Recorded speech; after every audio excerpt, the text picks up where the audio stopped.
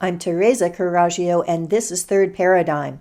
Today, I'm going to do a philosophical rant that I put in the category of self-care during an apocalypse. I'm going to be talking about why the goal gets further away the faster you run. I will tell a charming, funny, and horrifying story without my daughter's permission.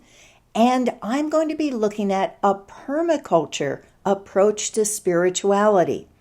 I'll also be looking at empire versus sovereignty and means versus ends, and why it is that things are spinning into control. Let's get started. I'm calling this episode Biding Our Time because that's what I feel like we're doing. And my recommendation to you is to go as slow about your day as you can get away with. To take so much time doing things that it's ridiculous. To spend time doing nothing as much as your life permits. And I think that time is like a pocket where it keeps expanding, and the more you put into it, the more that it takes to fill it up. But if you just take things out of that pocket, what I've been finding is that it still accommodates whatever it is I need to do. So I've said before that time is like a hamster wheel. It's something where we're creating as much time as we need, and the faster we run, the faster that wheel of time goes, and the faster we have to go to keep up with it. But if we slow down, we can even step off the hamster wheel, and we can take a breath and let things play out, because that's the place that I think we're at.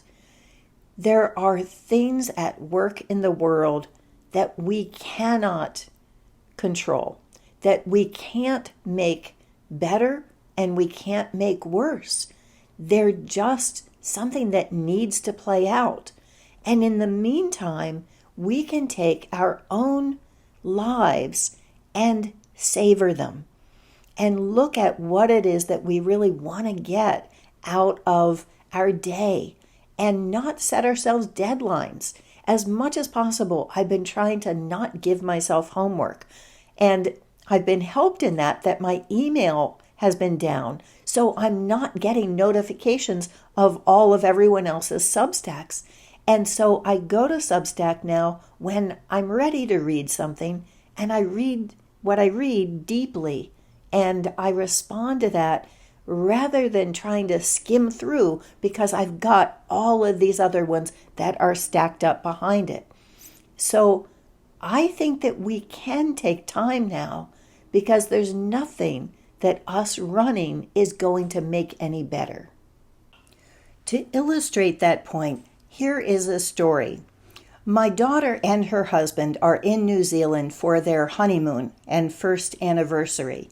We're flying for 14 hours and then staying in an Airbnb and then flying to Auckland. In the meantime, as they were heading for the airport, they realized they'd forgotten their snack bag, and they travel with a backpack full of snacks, all kinds of chocolate and toffees and gummies and Swedish fish. And so they called to see, can we come back and get it? And the woman said, "What was in those gummies?" And my daughter said, "What?" And she said, "My husband ate one and he went to work and now he's feeling sick. What was in those gummies?" And my daughter says, "CBD." And the woman says, "What else?" And my daughter says, "THC." And the woman doesn't know what that is. And so she says, "I'm going to file an incident report. You're not leaving New Zealand, are you?" And my daughter is freaking out. And she says, "No, that's cannabis too. It's no one has ever died from this. He'll sleep it off." And she's being calm and cool, but the woman is freaking out. And so the woman gets off the phone and my daughter melts down and comes as close to a panic attack that she ever has, and is afraid they're going to make an example of her, and that she's never going to be able to leave New Zealand, and she wants to go home right then. So they get to the airport, and an hour later, the woman calls and says that she's talked to a doctor friend, and the doctor friend has said, no, he'll be fine. And so the woman has calmed down and is not going to file the report. The next day, the woman sent a text saying that she and her husband had had some giggles over it, and that he had learned his lesson about taking candy from strangers. So maybe that was his lesson, but what was the lesson for my daughter? She and I were talking about that, and her feeling is that over the last year in particular, there have been all of these things that went wildly, wildly out of control, and that they only worked out by the skin of their teeth. They always had nothing to do with what it was that they were trying to do to control it. That may have helped, but in the end, the circumstances were just too odd, where it couldn't work out in a way that you felt self-congratulatory about, I am so capable and I made all this happen. Instead, it works out in a way where you just have to step back and say, okay, the lesson here is not to worry when it seems like everything is going crazy. That's what I've been finding in my life. On my plane ride home, I thought that I was doing great. I was at the airport with a half hour to spare, which never happens. And then hourly parking was closed. And then when I finally found a place to park, there were 3 shuttle buses that went past us, already full.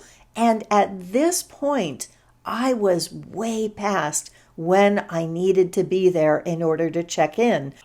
There's that feeling you get when you have done everything that you can, and now it is just up to fate.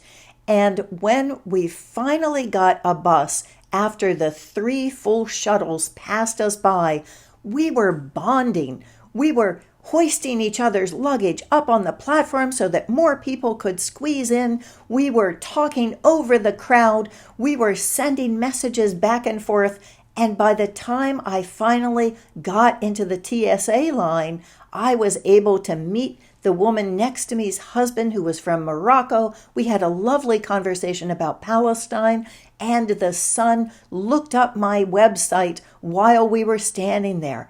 So you just have a gratitude when you know that things have worked out, and if they keep doing it that way, eventually, I think you might learn to trust them. But what is that power that is making things work out? And how do we talk about that without talking about spirituality, which sounds very New Age, or religion, which has been causing a lot of problems lately? Of course, I've been posting about Jewish scriptures and talking about Christianity and how I think that both of those scriptures were designed by and for empire. But that's caused some people to say, well, yes, religion causes a lot of problems. It's really complicated. We really just need to get rid of that whole concept. I think that that is giving up power because we're confusing the means and the ends. That anything can be used for malevolent ends. And by that, I mean power over others, power that ends up extracting and that also makes things worse, leaves things more devastated, degenerated. Those are the ways in which anything can be used for that end, whether it's technology, whether it's money, whether it is media, whether it's education. All of these are things that are inherently neither good nor bad. It all depends what it is we're using them for. So rather than allowing them to define who God is and to define that as a God who favors some over others, and then say, well, I don't believe in that God, so therefore there is no God. Instead of that, I think we need to reclaim God and define the sort of God who we would like to have around, who would be an asset to our lives, and then decide whether there's evidence for that kind of God. Because to go into permaculture, what they say is, let nature do the heavy lifting. And I think there's a parallel here with what's happening in the world, much of which is extremely tragic and violent and destructive. I am very glad that I am not in charge. But something is, I believe, and that all those things that are happening aren't happening without meaning, that they're happening in the best way to bring about the fastest conclusion. And I think that we need to keep the means of religion, which is asking the big question about what is reality and what's my true relationship to you. Are we a hierarchy or are we equals?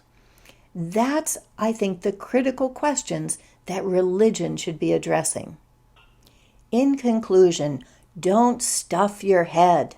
Consume only as much information as you can digest, and then produce some really good shit. That's permaculture too. If there's something that needs your attention, it will find you. I find that even with my email not working, every once in a while a random message will come through, and that will be the thing that I need to read. So let others take on some of the work and spread around all of the different areas of this problem, because there's plenty of it to go around. And finally, let spirit do the heavy lifting. For more, here's From FOMO to JOMO, The Joy of Missing Out, and the self-care playlist, which has some of my favorites like How to Throw a Pity Party and Truth-Telling in a Time of Catastrophe and The Space Between Stories. Thank you for watching.